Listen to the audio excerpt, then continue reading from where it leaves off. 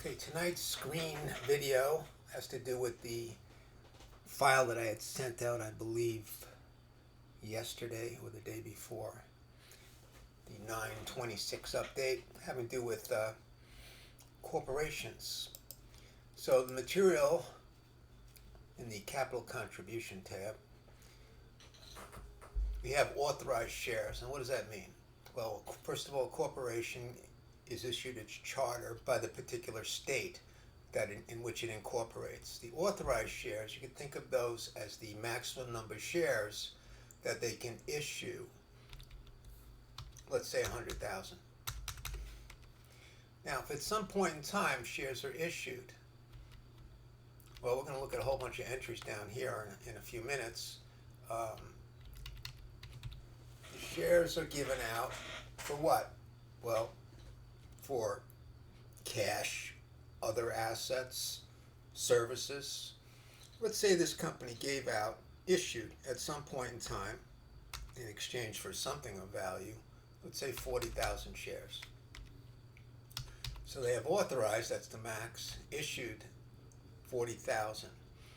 If they have no shares held in Treasury, then the issued number and the outstanding number is the same. If this is a zero, you say, well, what is this? Shares held in Treasury. The corporation goes out on the open market and repurchases its own shares on the open market. Those shares are said to be held in Treasury. Let's say this company reacquired 5,000 shares on the open market. And there's a number of reasons why a company might do that. There's 35,000 shares outstanding. So we have these different amounts. The authorized, think of that as the max. The issued, we gave them out at some point in time in exchange for something. We reacquired shares, placed them in Treasury, and the outstanding shares, the difference. So we got these different levels. We'll talk about two different kinds of stock. Common stock that's what you hear all the news about. Dow Jones Industrial Average. What are they talking about? Talking about common stock. So you have a right to share in the profits. You have a right to receive dividends, distributions of profits. You have a right to receive some of the assets in liquidation. And then you have preferred stock. Well, preferred stock is almost like debt in the sense that it's typically not going to fluctuate in value like the common will. And what's the preference, you say? Well, before the common shareholders can get their dividends, the preferred shareholders have to be paid first. That's one preference. The other preference is on liquidation. So if the company goes out of business, it's liquidated, they sell off all the assets, pay their liabilities. Preferred shareholders are online right after the liabilities. Common shareholders are last on the line. Okay, so there's a preference in liquidation, which in my view is basically worthless because when a company goes belly up, they can't even pay off their liabilities. There's nothing left to pay owner's equity. Now, par value. Okay, par value is something we're going to use a lot. In the sense of common stock, it can be in real life a very small number. So in theory, it's an amount under which you cannot sell your own shares. Now, I was reading in an intermediate book not long ago, I think it was Kellogg's Corporation, has a par value of less than 2 cents a share. So they can't issue their shares for less than 2 cents. So it's kind of a meaningless number, except that accounting-wise, it comes into play. We're going to see in a few minutes. Preferred stock, it has more meaning. So if you see something like this, $100 par, 2%. What does that mean in English? That means that the preferred shareholders are entitled to a 2% of their par value dividend each year, otherwise known as $2. So they should get $2 a year in their dividend. Most of the time, the preferred stock is cumulative, which means if they don't get a dividend in 1 year, it can be made up down the line. Okay, so let's see. We have common stock which is the voting stock. We have preferred stock, which has the preference in dividends, and we have the par value, which in the terms of common stock has little meaning. In terms of preferred stock, you could use it to calculate what the dividend per share is going to be. All right, so let's look at some of these entries. This is my all-world generic entry. Okay, so why are we issuing the stock? Well, we could be issuing stock in exchange for assets. Most of the time it's cash. If it's any other asset, it's going to be the fair market value of that asset is going to be used in this computation or this recording of the stock issue. Also, fair market value of services, if that's the case. In other words, if you're issuing stock in exchange for services, you're going to use the fair market value. Okay. What are we going to credit? All right, so we got these assets or services, and we're going to credit common or preferred stock, not both, at the par or stated value. You say, what's the stated value? Well, in some states, they don't have par value, and they use stated value instead. I don't use that in any of my problems, but here it is. If you were in a state and they had no par value, they use stated value instead, you would just, this credit here would be at a multiple of the stated value. But for us, there are going to be situations where the stock has par value. And this is one of our always rule. So we will always credit this account here. What account? Common stock or preferred stock at a multiple of the par value, always. So if you see a balance in the account for common stock or preferred stock, you know that it is a multiple of the par values. And what's this over here? Paid in capital, known to the accounting student as PIC, paid in capital in excess of par or stated value. So to the extent that the fair value of assets or services received exceed the par value, which in the case of common stock they almost always do, you have paid in capital in excess of par. Okay, so these go in the stockholders' equity section, in the paid in capital section specifically. Okay, now in partnerships and sole proprietors, what do you have? You had capital. And if you had a partnership, you had more than one capital account. So in a corporation, you don't have capital. What do you have? You have shareholders or stockholders' equity. And these are two of the things that you would typically see in there. You'd see this paid in capital, but there's more. We'll get to that. Okay. So examples of stock being issued. All right. This, in this case, what do we have? We have 5,000 shares of preferred stock issued at $105 a share, and they have a par value of $100. Okay, so we say, okay, great. That's 5,000 times 105 is 525,000. The preferred stock account, you want to go 5,000 times $100. There's your half a mil, and the excess goes to paid in capital in excess of par. So once again, this account balance, the stock account balance, will always be the multiple of par. So there's a simple example of cash issued, stock issued in exchange for cash. Now, say God forbid you had some legal fees, and instead of paying the legal fees, the corporation elects to issue some shares to the lawyers. It's a real bad idea, but let's make believe it happened. So 5,000 shares are issued in exchange for legal fees, which if you would have paid them, you would have paid $100,000. So this is an expense account, legal fees at the fair value. Here's our common stock account, 15,000. How do we get that number? 5,000 shares times $3 a share, par value. Excess goes where? Paid in capital in excess of par. Okay, so there's stock issued in exchange for services. Here's stock issued in exchange for a couple of assets, land and building. So let's say the land and building are appraised at $700,000 and it's broken up $150 and $550, two separate accounts. Par value is $2. How many shares? 50,000. What's 50,000 times 2? Bingo. There's our credit to common stock. Excess goes where? Paid in capital in excess of par. Okay, so we always credit. That's one of our always rules, right? There's two rules for tonight. Number one, there's no crying in baseball. Number two, always credit the stock accounts at a multiple of the par value. Next on the hit parade, what if you have no par values? You're in a state that has no par value and there's no stated value used either.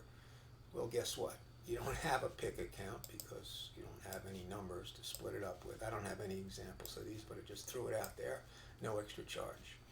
Okay, so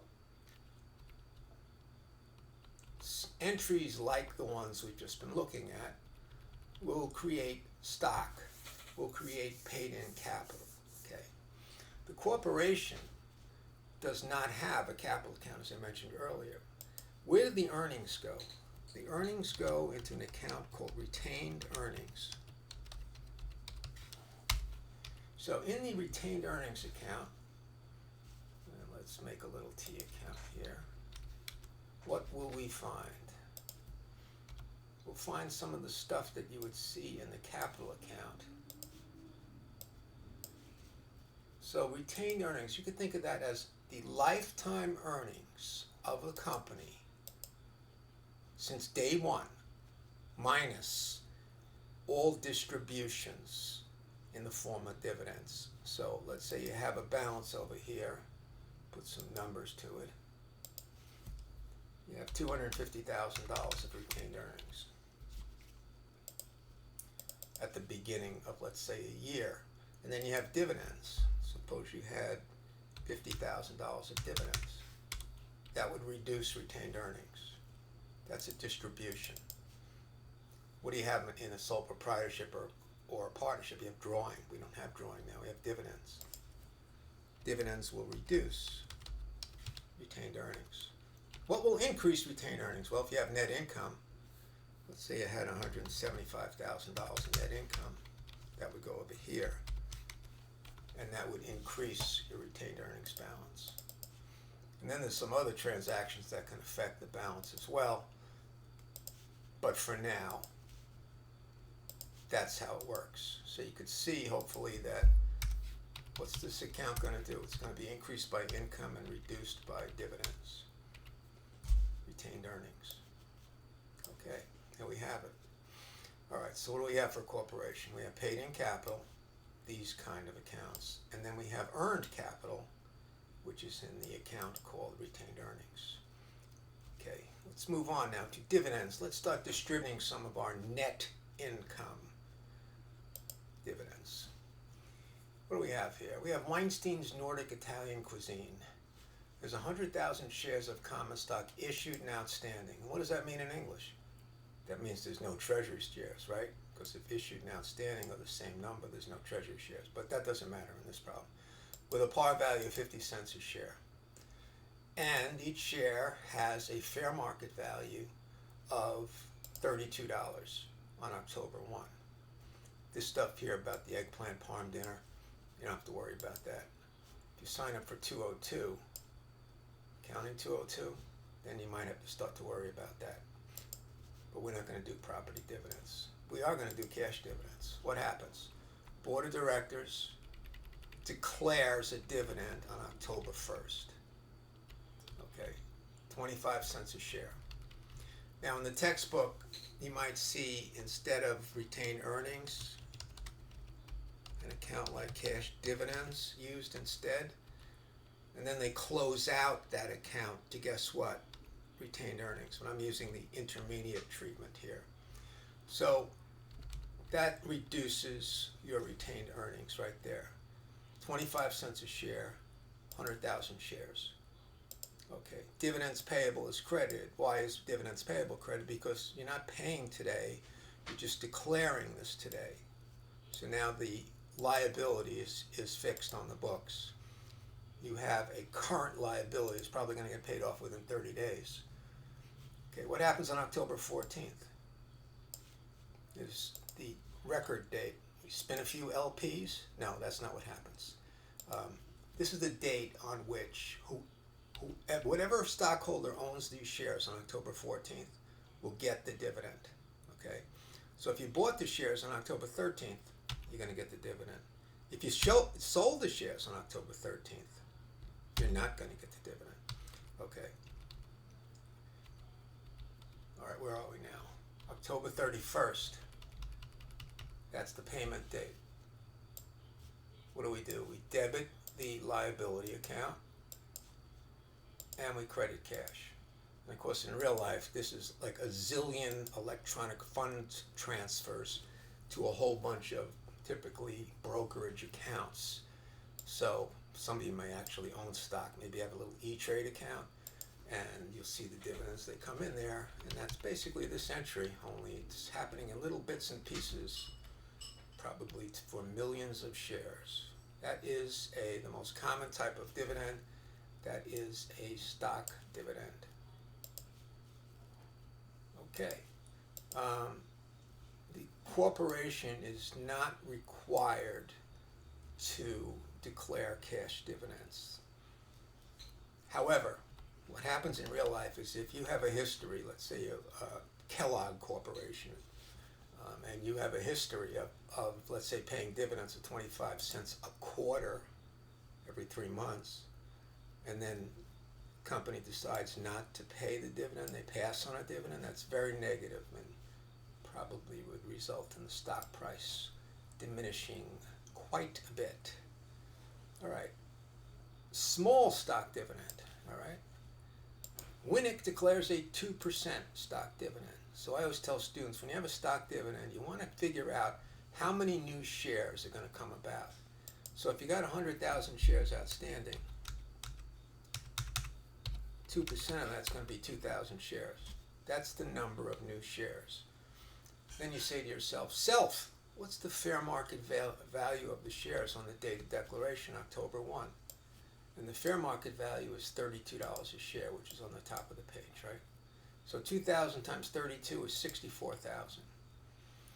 Okay, so here's our always rule again, right? Always credit the stock account at a multiple of the par value. You say, well, that's not a stock account. That's some wacky account called common stock dividend distributable.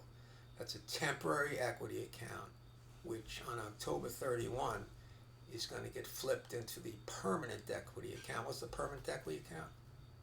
Common stock. So this has to be at the par value. Comprende? Okay. The excess goes to our favorite account, paid in capital in excess of par. And that term is not exactly accurate, right, if you think about it, because what's getting paid in here? Nothing is getting paid in. Okay, all you're doing is shifting money out of earned capital into what? Into paid in capital. Okay. What do we do on the 14th? We figure out who's going to get the dividend. What do we do on the 31st? We issue the shares. Okay. And once again, the shares are credited at a multiple of the par value, 2,000 times 50 cents a share. Alrighty then, that's a small stock dividend, which would be less than 20 to 25% of the original shares outstanding. So 2% is clearly less than 20 or 25. What do you do if it's between 20 and 25? Well, most of the hot dog stands that I do the accounting for, we don't have this problem. But in my readings, there's indication that you should consult with the Securities and Exchange Commission and your independent accountants for the appropriate treatment. Are we going to worry about that? No. A large stock dividend, that would be over 20 to 25%. So here's 40%. All right, 40% of what? 40% of the shares outstanding prior to the dividend. All right, so that would be 40,000 shares, yeah? So when you have a large stock dividend, it's accounted for at the par value. So you got 40,000 times 50 cents is $20,000, which is a lot different than this treatment here, which was at $32 a share, which is the fair value. So for small stock dividend, you use the fair value. For a large stock dividend, you use the par value. You set up a temporary equity account, and you figure out who's going to get the shares, and then you issue the shares on the 31st. Once again, common stock credit for $20,000, which is a multiple of the 50-cent par value. And there you have it. You have a cash dividend, small stock dividend, and a large stock dividend. sometimes companies have splits where, let's say there's 100,000 shares outstanding at 50 cents par, which is the case for Weinstein's Nordic Italian cuisine. So your total par value is 50,000. So what if you go for a 2-for-1 split? Well, now you have 200,000 shares, but the par value gets split in half. So when you multiply, you still have $50,000. In a 4-for-1 split, same routine. Now you got 400,000 shares of 12.5 cents par value, still 50,000. A reverse split, this happens when stocks, sometimes they're foundering on bankruptcy, the company, and they do a reverse split so that the stock can be sold for more than 29 cents or some crazy number like that. So if you had 10 shares, now you have 1 share, and the par value is $5, still 50,000. So that's how that works for stock splits. All right, where are we now? Treasury stock. We're going to go out on the open market and we're going to reacquire shares, our own shares, okay? A lot of different reasons for that. One reason could be, you know, who has the best information about a corporation and how well it's doing? Who on earth has the best information? Corporation has the best information, right? So if they believe the shares are being sold at a price which is undervaluing their stock, they might go out and buy their own shares back. Now, IBM did that in the 90s, bought $1 gazillion worth of their shares back. All right, let's see what happens here. January 15th, we reacquired and placed in Treasury 10,000 shares of Treasury stock, at $4 a share. Okay, so the key number here is the $4. This is the cost method. It's pretty simple. If you debit this account for $4 a share, you're going to credit this account at $4 a share if you reissued the Treasury stock.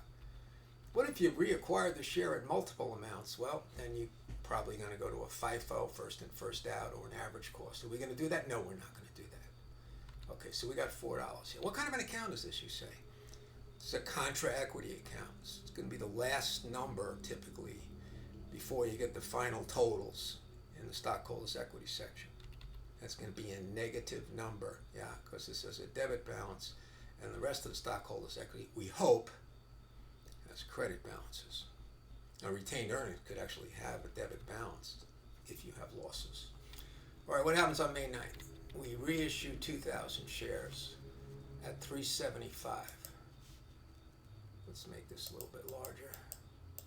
At $3.75 a share. Okay, so you multiply that out, and what do you get? You get $7,500. You credit Treasury stock at cost. That's 2,000 times $4, 8,000.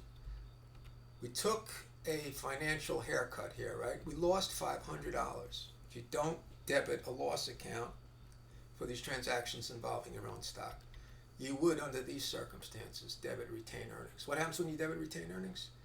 It reduces retained earnings. So this is not a good thing. Yeah? May 16th, what happens? We reissue 1,000 shares for $4.25. So we're going to make a few bucks, yeah? We debit cash, $42.50. Treasury stock's credited $4 a share. And the difference is credited to the PIK account. You say, why don't you credit retained earnings? Actually, that's a good question. I don't know what the answer to that is, but I can only tell you this is the way it's done. And when they came up with these techniques, they did not consult me. Okay, next on the hit parade. June 20th, reissued 2,000 shares at $3.80, so we're going to take a little bit of a haircut again, right? So what's 2,000 times $3.80? That's $7,600. Okay. Now, the credit to Treasury stock is going to be 8,000, right? It's 2,000 times 4. So we're losing, economically, we are losing $4,000. So you ask yourself, do I have a PIK Treasury stock account? The answer is yes. Is the balance sufficient to cover the loss? The answer is no. So we would wipe out this $250 and then debit retained earnings for the excess amount. So these two numbers equal $400. This is an accounting 202 nightmare if you actually retire the shares permanently. All right, let's look at some other exciting transactions. A little bit different. Weinstein's Fruity Fruit Farm. Okay. Common stock's $2 a share. We reacquired 10,000 shares at $5 a share, so we set it up over here. And what's the key figure? The key figure is $5. Okay. So in at 5, out at 5. What happens on May 9th? 2,000 shares are reissued for $5.25. You multiply, what do you get? 10,500. That's a little bit more than they cost. They cost 10,000. So this economic gain goes to the PIC Treasury Stock account. All right. Then what happens? 1,000 shares are reissued at $4.80. So we're going to lose 20 cents a share. All right. We debit the cash account for the amount we sold the shares for. We credit Treasury Stock. Our economic loss is $200. You say to yourself, do I have a PIC Treasury Stock account? The answer is yes. Is the account balance sufficient to cover the economic loss in this transaction? The answer is yes. So we debit PIC Treasury Stock for $200. And then, and I believe this is the final iteration, you can see there's a number of different things that can happen here. If you reissue 2,000 shares at $4.50, that's $9,000. So you're taking a $1,000 haircut here, yeah? 50 cents a share. There's our Treasury Stock credit, 2,000 times 5, 10,000. We're out how much money? This is a $1,000 haircut. This must be one of those Beyonce haircuts. Anyway, you're at $1,000, and now you say to yourself, do I have a PIC Treasury Stock account? Answer, yes. Is the balance sufficient to cover the loss on this transaction? Answer is no. In fact, the balance is now down to what? $300. So we debit PIC Treasury Stock to the account to the extent that the account balance exists, and then we go back to retained earnings for the rest. And again, this is an accounting 202 nightmare. I generally tell students that if you've done very bad things in your life and you want to pay for it, you should sign up for accounting 202. All right, where are we now? That brings us to Flylow Airlines, okay? Flylow Airlines, one of our homework assignments. So let's see, maybe I could throw a few tips your way here. Preferred stock, we got 2%, but it doesn't say the number of doesn't say what the par value is per share. There are 8,000 shares issued and outstanding. And you, being the amazing accounting student that you are, realize that that account balance of 800,000 must be a multiple of the par value. Same thing over here. This $400,000 dollars is a multiple of the par value. And in this case, the common stock is given. The par value is given, but the issued is not. But of course, you could figure that out very quickly, right? Then we got a bunch of transactions. What happened here? We had a 3% stock dividend. That would be a small stock dividend. That's the lower left-hand corner of the dividends tab, yeah? This is the issue date. This is a cash dividend on the preferred stock on the 28th of February. And there's the payment date, so that's a cash dividend. On the 17th of March, we have 1,400 shares of preferred stock issued in exchange for assets. And what are the assets? Equipment and inventory. There's all kind of numbers here, so pick your favorite numbers. I know which one you're going to pick. I'm going to try and move this over and see if this works. Yeah, it's a little better, right? Okay. April 1st, what happens? 40% common stock dividend, okay? 40% of what? 40% of the number of shares outstanding just prior to this dividend, yeah? Now, keep in mind that the number of shares was increased over here by 3% on February 14th. So when you make this calculation down here, you want to keep in mind that you already bumped up the shares of common by 3%. And that is a large stock dividend. And then we got down here a bunch of treasury stock transactions, similar to Weinstein's hot dogs and Weinstein's fruity fruit farm. There you go. Fly Low Airlines, always a big favorite among students. And what else did I have? I think I picked an exercise, which I put in the earlier email, I believe exercise 13-19, which is on page 663. So that's to put together a little stockholders equity section. And problem 13.4a, which is on page 666, which is somewhat similar to Fly Low Airlines. So those three things, Fly Low, exercise 13.19, and problem 13.4a.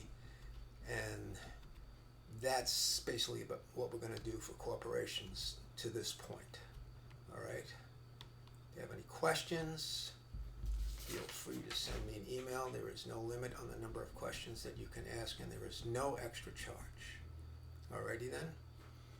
Until next time.